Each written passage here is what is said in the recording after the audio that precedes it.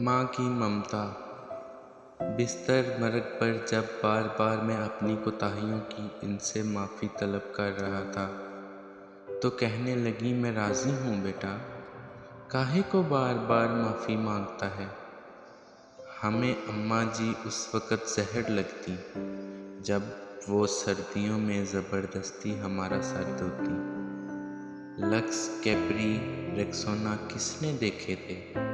खजूर मार का साबुन से कपड़े भी धुलते थे और सर भी।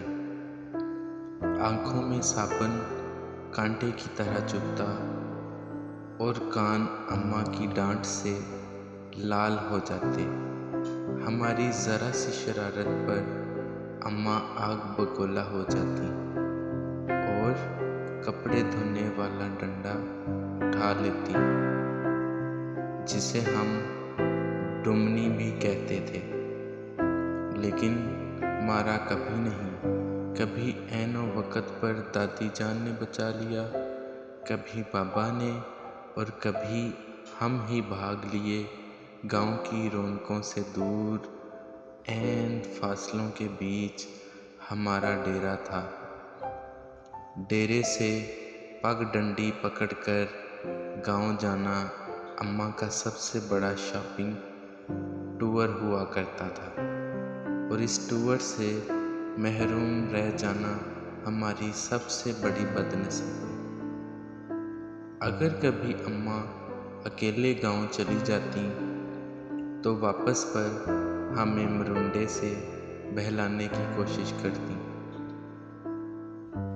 हम पहले तो नन्हे हाथों से अम्मा जी को मारते, उनका दुपट्टा खींचते, फिर इनकी गोद में सर रखकर मुंह फाड़ फाड़ कर रोते। कभी अम्मा गांव साथ ले जाती तो हम उछलते कूदते खुशी खुशी इनके पीछे पीछे भागते। शाम गए जब गांव वापसी होती तो हम बहुत रोते। हमें गांव अच्छा लगता था। माँ, हम गांव में कब रहेंगे? मेरे सवाल पर अम्मा वही गुस्सा घिसा पिटा जवाब देती, जब तो बड़ा होगा तो नौकरी करेगा, बहुत से पैसे आएंगे, तेरी शादी होगी, वगैरह वगैरह। यूं हम माँ बेटा बातें करते करते तारीख डेरे पर आन पहुँचते। मुझे याद है गांव में बाबा मुजफ्फर के यहाँ शादी का जश्न था। वहाँ जलने बुझने वाली बत्तियाँ भी लगी थी और पटाखे भी फूट रहे थे। मैंने माँ की बहुत मेहनत की कि रात इधर ही ठहर जाएं, लेकिन वो नहीं मानी। जब मैं माँ जी के पीछे रोता रोता गांव से वापस आ रहा था तो नीयत में फतूर आ गया और चुपके से वापस गांव लौट गया। शाम का वक़्त था। माँ को बहुत देर बाद मेरी गुमशुदगी का अंदाज़ा हुआ। वो पागलों की तरह रात के अंधेरे में खेतों में आवाज़ें लगाती और डेरे से लेकर गांव तक हर कोने में लालटेन लटका कर झांकती रही। रात गए जब मैं शादी वाले घर से बाज़याब हुआ तो वो शेरनी की तरह मुझ पर हमलावर हुई। इस रात अगर गांव की औरतें मुझे ना बचाती तो अम्मा मुझे मार ही डालती। एक बार अब्बू जी अपने पीर साहब को मिलने सरगोदा गए हुए थे। मैं इस वक़्त 6-7 साल का था। मुझे शदीद बुखार हो गया। अम्मा जी ने मुझे गर्म चादर में लपेटकर कंधे पर उठा लिया और खेतों से गुजरती 3 किलोमीटर दूर गांव के अड्डे पर डॉक्टर को दिखाने ले गई। वापसी पर एक खाले को फलांगते हुए वो खेत में गिर गई। लेकिन मुझे बचा लिया। इन्हें शायद घुटने पर चोट आई। इनके मुंह से मेरे लिए हस्बी अल्लाह निकला। ये वाक़या मेरी ज़िंदगी की सबसे पुरानी याददाश्तों में से एक है। यकीनन वो बड़ी हिम्मत वाली खातून थी और आखिरी सांस तक मेहनत मशक्क़त की चक्की पीसती रही। फिर जाने कब मैं बड़ा हो गया और अम्मा से दूर चला गया। साल भर बाद जब घर आता तो माँ गले लगाकर खूब रोती, लेकिन मैं सबके सामने हंसता रहता। फिर रात को जब सब सो जाते तो चुपके से माँ के साथ जाकर लेट जाता और इसकी चादर में मुँह छुपाकर खूब रोता।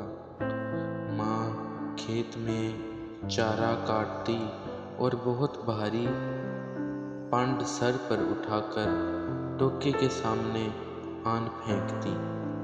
कभी कभी खुद ही टोके में चारा डालती और खुद ही टोका चलाती। जब मैं घर होता तो मकदूर भर इनका हाथ बटाता।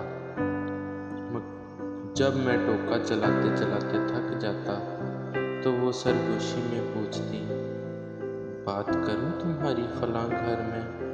वो जानती थी कि मैं पैदाइशी आशिक हूँ और ऐसी बातों से मेरी बैटरी फुल चार्ज हो जाती है।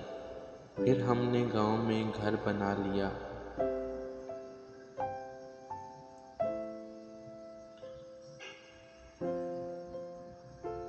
और माँ ने अपनी पसंद से मेरी शादी कर दी।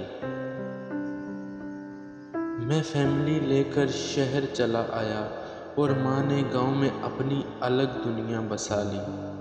वो मेरे पहले बेटे के पैदाइश पर शहर भी आई। मैंने इन्हीं समंदर की सैर भी कराई। क्लिफ्टन के साहिल पर चाय पीते हुए इन्होंने कहा, इस समंदर से तो हमारे डेरे का छप्पड़ ज़्यादा खूबसूरत लगता है।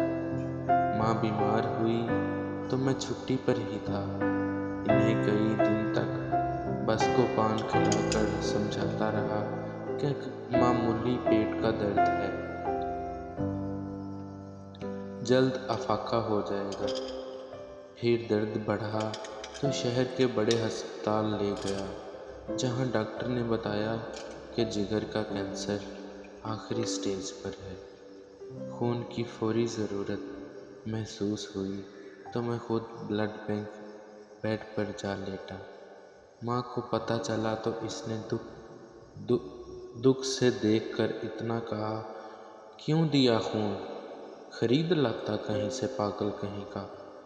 मैं बमुश्किल इतना कह सका, अम्मा खून की चंद बूंदों से तो वो कर्ज भी अदा नहीं हो सकता जो आप मुझे उठाकर गांव डॉक्टर के पास लेकर गई थी और वापसी पर खाला फलांगते हुए गिर गई थी। वो खिलखिलाकर हंसी तो मैंने कहा, अम्मा मुझे माफ़ कर देना, मैं तेरी खिदमत ना कर सका। मेरा ख्याल है कि मैंने शायद ही अपनी माँ की खिदमत की होगी।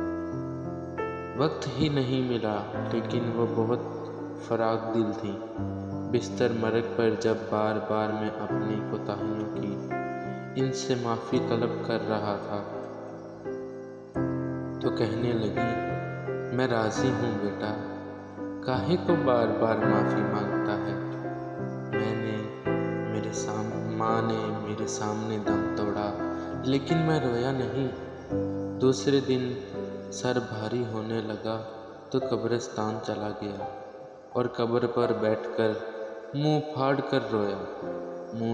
माँ से बिछड़े मुद्दत हो गई। अब तो यकीन भी नहीं आता कि माँ कभी इस दुनिया में थी भी कि नहीं। आज बैतुल्लाह का तवाफ़ करते हुए पठानों और सूडानियों के हाथों फुटबॉल बनता बनता जाने कैसे दीवारे काबा से जा टकराया। यूं लगा जैसे मुद्दतों बाद फिर एक बार माँ की गोद में पहुँच गया हूँ। वही सुकून जो माँ की गोद में आता था, वही अपनायत, वही मोहब्बत जिसमें खौफ का अंसर भी शामिल था। इस बार मुंह फाड़ कर नहीं, दहाड़े मार मार कर रोया। 70 माहों से ज़्यादा प्यार करने वाला रब्बे काबा, और हम सदा के शरारती बच्चे।